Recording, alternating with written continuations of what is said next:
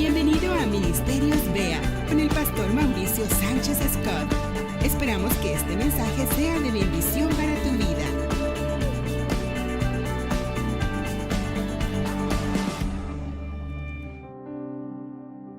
Quiero que me acompañes en la escritura del primer libro de la Biblia, Génesis.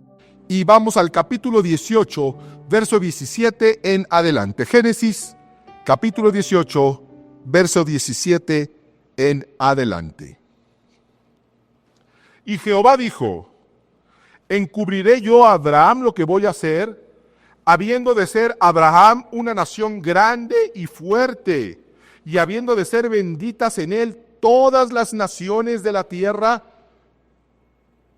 Si vamos a hablar de alguien en el Día del Padre, aquí está el Padre de la fe, quien sería Padre de las multitudes, el Padre de la descendencia espiritual, el Padre del pacto por el cual su descendencia bendeciría a todas las naciones. Sería imposible no hablar de Abraham.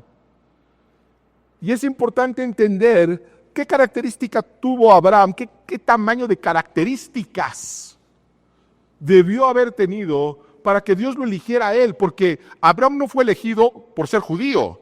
No existían los judíos. Abraham no fue elegido por ser israelita. No existían todavía los israelitas. Abraham no fue elegido porque era el que más asistía a la iglesia. No existía todavía las iglesias, no existía ni siquiera la Biblia. Abraham fue elegido por su corazón. Y quiero que pongamos atención en una característica que aquí Dios mismo la menciona. Porque dice, en esto que estamos leyendo, le voy a hacer una revelación a Abraham, no se la voy a ocultar, sabiendo que va a ser quien es. Pero además, fíjate lo que continúa diciendo, porque yo sé, dice, es el Señor hablando, porque yo sé que mandará a sus hijos y a su casa después de sí, que guarden el camino de Jehová, haciendo justicia y juicio, para que haga venir Jehová sobre Abraham lo que he hablado acerca de él. Jehová eligió a Abraham, entre otras cosas, porque Jehová sabía que Abraham mandaría a sus hijos y a su casa a seguir el camino de Dios. Jehová conocía el corazón de un padre que se ocuparía en guiar a su descendencia en los caminos del Padre. Porque eso es ser padre. Jehová sabía que Abraham sería un padre conforme al corazón de Dios, un hombre de Dios. Y ahora estamos viviendo en una generación donde la hombría, la verdadera hombría, se está perdiendo. Está siendo atacada y el hombre se ha visto confundido acerca de lo que es ser y qué debe hacer un hombre de Dios. Porque tú puedes ser hombre por género, pero no es lo mismo ser masculino y ser hombre. Como no es lo mismo estar casado y ser esposo, o ser proveedor y ser padre. No es lo mismo. En México hay una estadística escalofriante. El 41.5% de los hogares en México, en nuestro país, no tienen padre. 41.5% de los hogares no tienen padre. Y esa es una de las mayores dificultades que puede enfrentar un niño. Desarrollarse en un hogar sin un padre. Lo único peor que un hogar sin padre es un hogar con un padre que no ha tomado su lugar como tal. Cuidar, proteger y estar a cargo de guiar en los caminos de Dios a su descendencia. El apóstol Pablo escribió en la primera epístola de Timoteo, capítulo 5, verso 8, si alguno no provee para los suyos y especialmente para los de su casa, ha negado la fe. Y es peor que un incrédulo, un padre que no provee para su hogar, que no cuida su hogar, que no está al pendiente de su hogar. Dice la Escritura que ha negado la fe, es un apóstata, que es peor que un incrédulo, porque un apóstata es peor que un incrédulo. La apostasía es peor que la incredulidad. Y en el Evangelio de Lucas se menciona que si alguien piensa construir una torre, primero debe sentarse a calcular los gastos para ver si tiene con qué terminarla. Yo quiero dirigirme en este momento a aquellas mujeres jóvenes que están en una relación con un hombre o con un masculino, que van a construir o que pretenden construir algo mucho más importante que una torre, es una vida, un matrimonio. Te has sentado, como dice la Escritura, a calcular si ese hombre tiene con qué ser algún día el hombre de tu vida. Porque el novio de hoy será el esposo de mañana y será el padre de tus hijos. Sería sabio que en este momento te sientes a calcular, como dice la Escritura, si tiene con qué, si le alcanza. Y te quiero dar un tip muy simple para poder diferenciar en esta etapa temprana si es que tienes la bendición de no haberte embarcado aún con alguien que no será un buen padre. Cómo reconocer y diferenciar entre un hombre y un hombre de Dios. Un hombre te va a ofrecer un preservativo. El hombre de Dios te va a ofrecer un anillo de compromiso. Los hombres de Dios se comprometen, se responsabilizan, influyen, guían. Y lo que hará hoy, lo hará mañana como un padre. Y nuestro llamado es ser un padre como el padre Abraham. Un padre debe orar por sus hijos. La Biblia está llena de ejemplos. Abraham mismo y su descendencia orando padres con hijos. Esta oración paterna, esta oración del padre, de la cabeza del hogar es tan importante que marcaba el destino de sus hijos. La cobertura en un hogar de un hombre de Dios es una cobertura poderosísima. Por eso yo exhorto a todos los padres que me están escuchando que se tomen el tiempo de bendecir a sus hijos. No importa lo difícil que haya estado el día, no importa lo que haya pasado, no se duerma sin bendecirse, porque es una coraza espiritual. Quiero que vayamos a la Escritura para que aprendamos de Isaac, el hijo de Abraham, un hombre que sabía de tener un padre amoroso, protector, pendiente de todas las cosas, aún más de las cosas espirituales. Y fíjense qué le podremos aprender a Isaac en el momento en el que va a bendecir a su hijo. Vamos a Génesis capítulo 27, verso 26 en adelante. Está Isaac en su lecho, ya en su lecho de muerte, ya es un hombre anciano, ya es un hombre que no puede ver bien. Y él desea bendecir a su hijo. Y le dijo Isaac su padre, acércate ahora y bésame, hijo mío.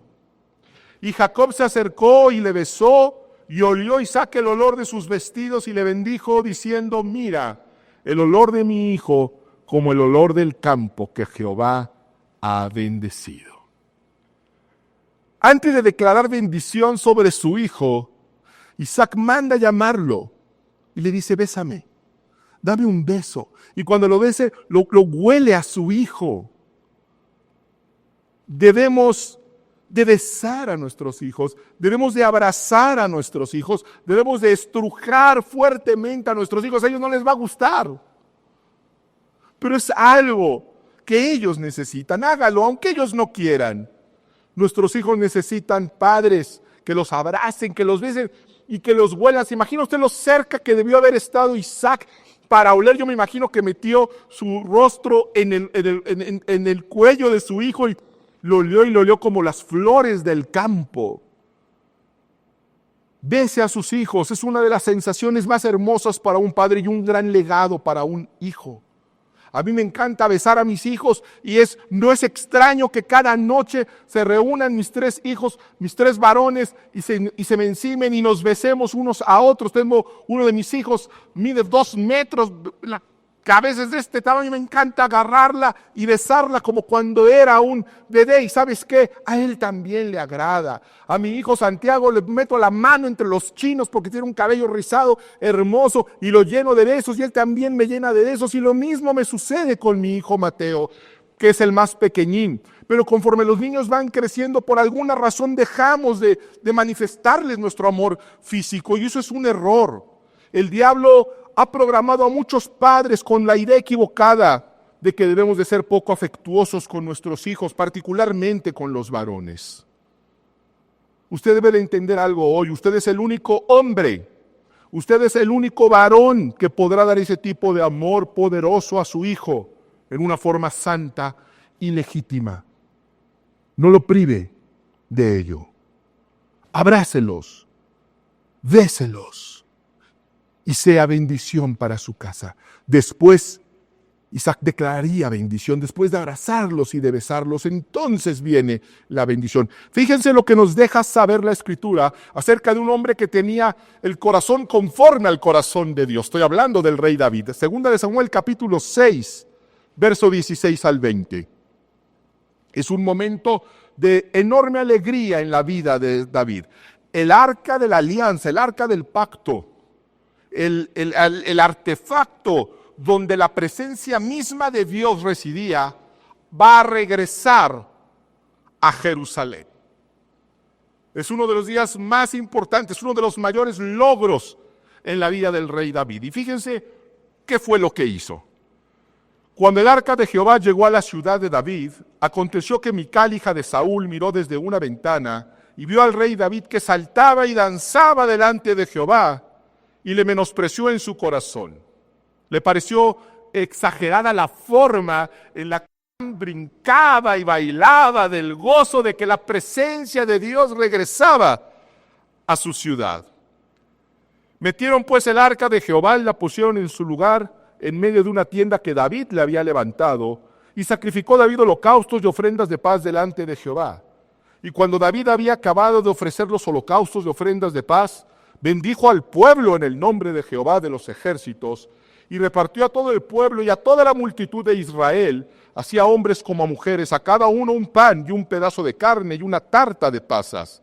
Y se fue todo el pueblo, cada uno a su casa. Una gran fiesta, una gran victoria. Pero fíjense lo que dice el verso 20. Volvió luego David para bendecir su casa.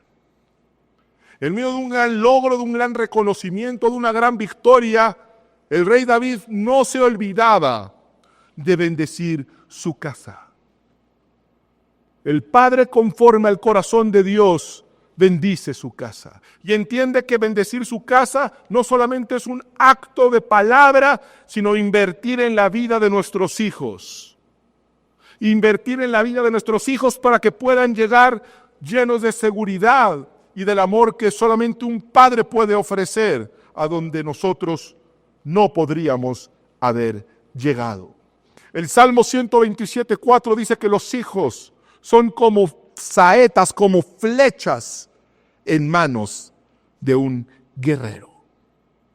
Una flecha necesita dirección, una flecha necesita ser trabajada, necesita ser enderezada, necesitan ser afiladas. Se necesita trabajar duro en una flecha mucho antes de lanzarlas.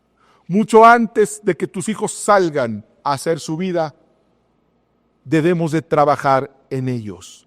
Y eso requiere tiempo y esfuerzo. Dice que son como saetas en manos del guerrero. Los guerreros guerrean, los guerreros batallan, los guerreros luchan. Usted tiene que aprender a luchar por su familia.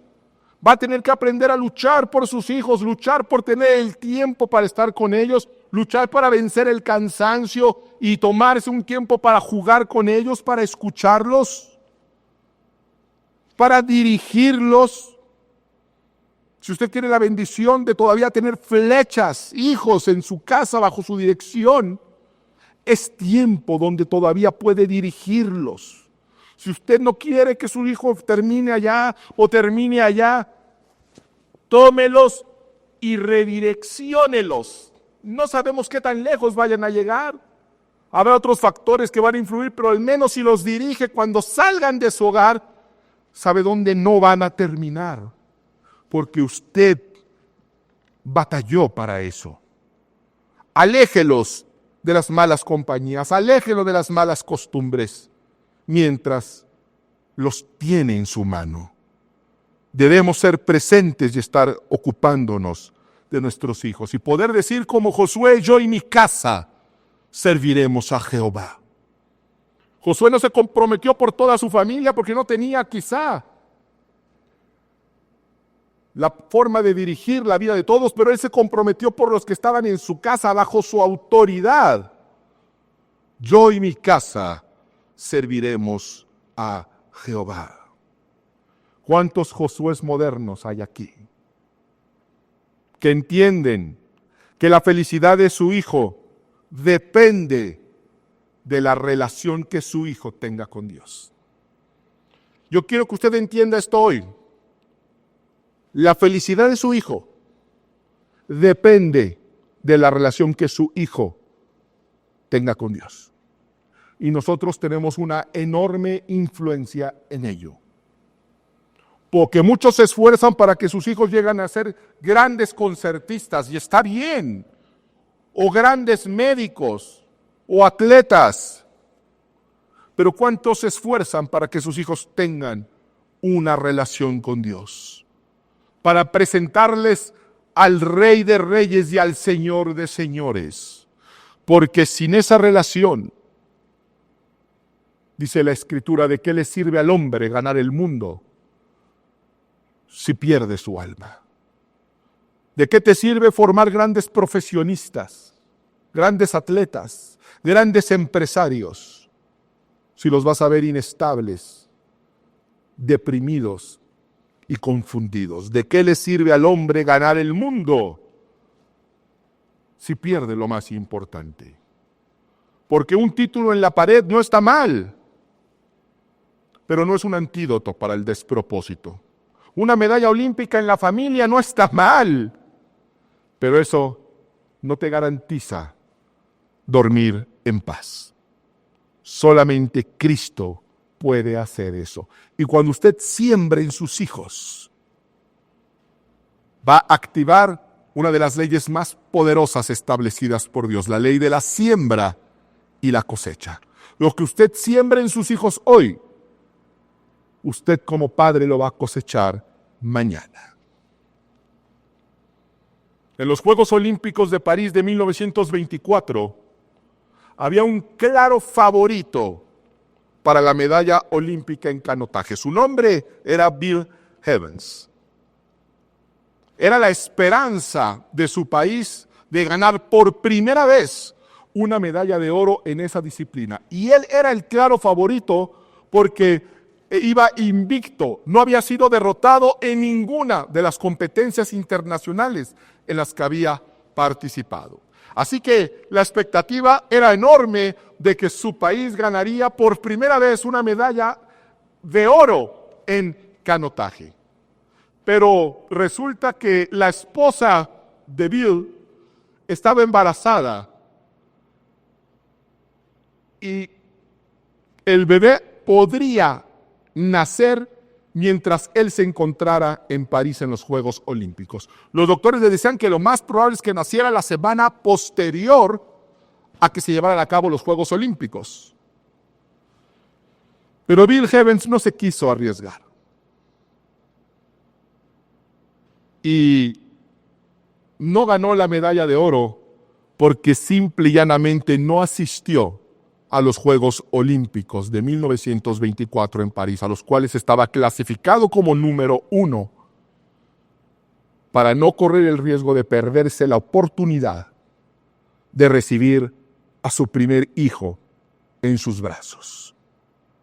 El hijo nacería una semana después de que terminaran los Juegos Olímpicos. Y tú y yo podríamos pensar que él lo lamentó. Él siempre dijo que él nunca lamentó esa decisión. Él tenía que estar ahí para ser el padre que recibiera a su hijo. El tiempo pasó. Para ser más exactos, 28 años. Y ahora eran los Juegos Olímpicos de Helsinki, 1952. Y en esa misma disciplina, Frank Havens, el hijo de Bill, estaba participando. Y ganaría la medalla de oro. Lo primero que hizo al ganar la medalla de oro es enviarle un telegrama a su padre, que estaba en los Estados Unidos. Querido padre, gracias. Gracias por haber esperado a que naciera en 1924. Voy a casa con la medalla de oro que tú tendrías que haber ganado. Tu hijo que te quiere, Frank. Frank ganaría la medalla de oro, la cual hasta el día de hoy es el único oro individual en canotaje. Pero más que eso fue el premio a su padre, el padre que debió ser campeón olímpico, pero antepuso sus obligaciones familiares. Usted no tendrá mayor satisfacción en la vida que ver hijos plenos, cabales, íntegros, sirviendo al Señor. Y quizá no hemos sido los mejores padres. Quizá ninguna de estas características empata con nosotros. Hoy es el tiempo. Hoy es el día donde las cosas pueden y deben cambiar. Hay una profecía que Dios envió a su pueblo por medio de Malaquías, en la cual vendría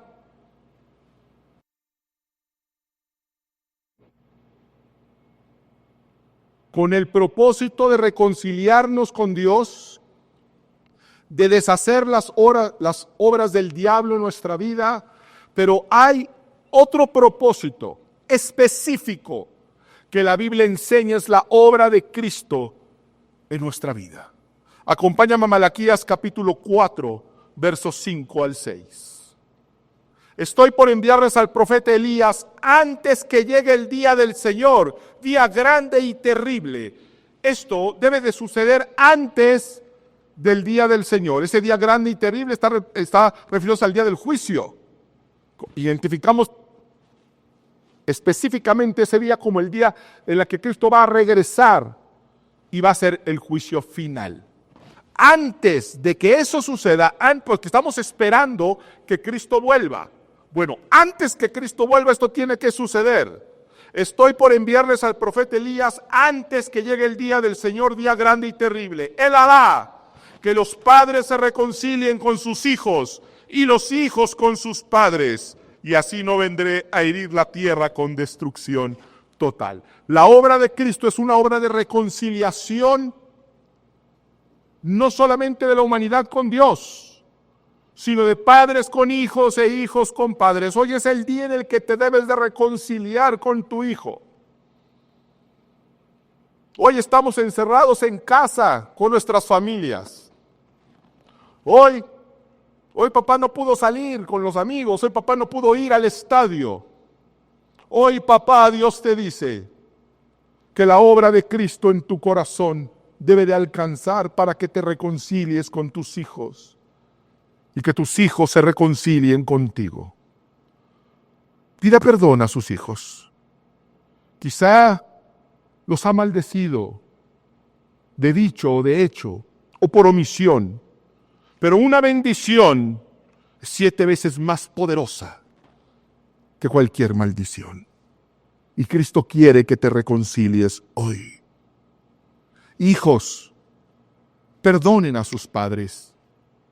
Me dirijo en este momento a aquel hijo que ha sido abandonado, aquel hijo que ha sido violentado, aquel hijo que ha sido lastimado por aquel que más debió de haberlo cuidado y protegido. En el nombre de Cristo, perdónalo. Es muy probable que él también haya sido violentado.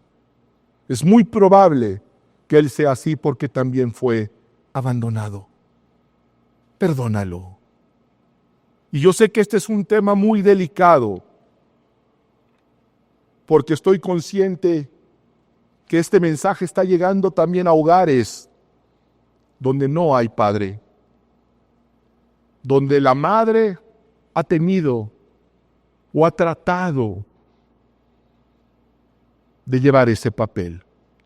Yo quiero decirle a todas esas madres solteras que me están escuchando que sus hijos no están condenados, sus hijos no están ya predestinados, porque si no tienen un padre físico presente, tienen a un Padre celestial. Diríjalos a Dios. Diríjalos al Padre. Él suplirá toda necesidad emocional.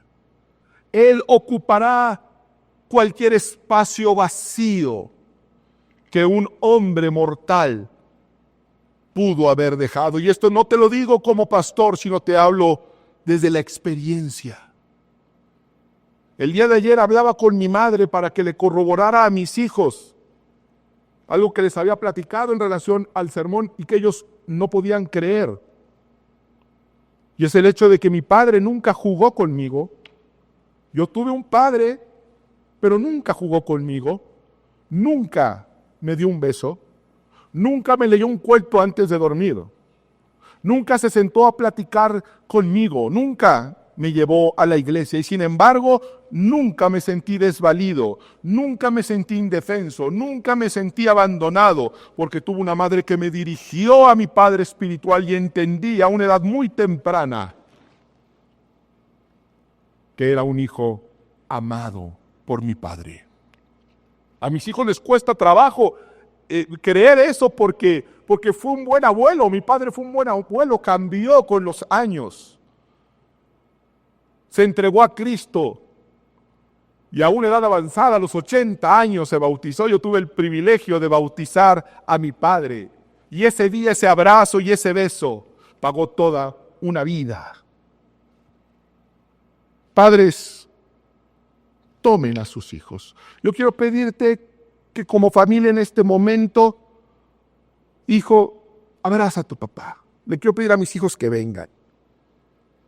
Abracen a su papá. Papá, abraza a tus hijos. Y vamos a orar juntos. Vamos a orar juntos en este día. Tienes la bendición, este momento precioso de reconciliación para que tus hijos sanen en su corazón y para que nosotros podamos ser el Padre que hemos llamado a ser.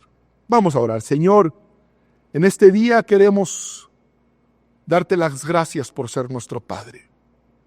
Queremos pedirte como padres perdón por todos los errores que hemos cometido en la crianza. Tú sabes, Señor, de nuestras carencias y conoces las dificultades que es criar hijos. Ayúdanos a reflejarte mejor. Ayúdanos a crear una generación de saetas que lleguen lejos brillando tu luz. Quiero pedir particularmente por aquellos hijos que su padre no está con ellos, que han sido abandonados física o emocionalmente. Manifiéstate a ellos de una forma especial. No estamos solos, no hay huérfanos en Cristo. Gracias porque tú nos has adoptado a todos como hijos. Gracias porque hoy celebramos el Día del Padre y tenemos al Padre más amoroso, más poderoso, más tierno, más comprensivo. Su nombre es Jesucristo. Gracias, Señor. Que Dios los bendiga. Ministerios Bea con el pastor Mauricio Sánchez Escort. Esperamos que este mensaje sea de bendición para tu vida. Para conocer más, visita nuestro sitio en internet www.iglesiabea.com. Gracias por escucharnos.